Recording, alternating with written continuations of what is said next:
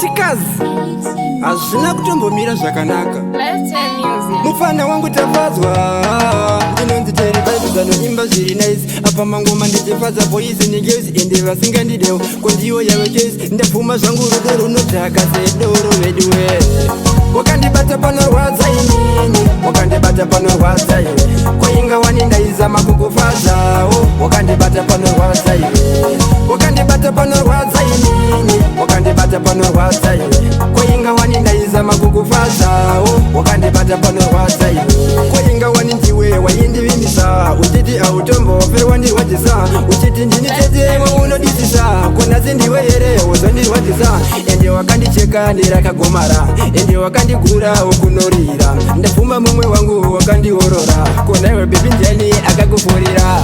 wakandibata panorwadza inini wakandibata panorwadza iwe kwainga wani ndaizama kukufadzawo wakandibata panorwadza iwe wakandibata panorwadza inini wakandibata panorwadza iwe kwainga wani ndaizama kukufadzawo wakandibata panorwadza iwe kwainga waititeri animbosiyana newe uchiti unoda iri kona siwonisiya wani ndiri wani rememba ndakatenge ndatorambwa nayo landa ende nekudawo kwako iwe sisi nasi uno wondiburitsa musodzi ndaisaziva mumwe wangu kuti uri tsotsi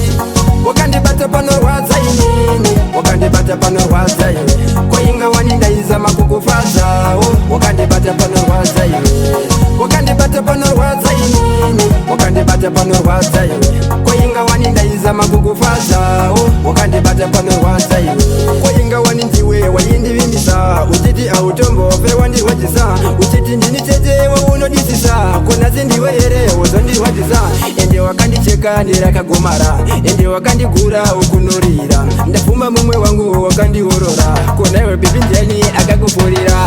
wakandibata panorwadza inini wakandibata panorwadza iwe kwainga wani ndaizama kukufadzawo wakandibata panorwadza iwe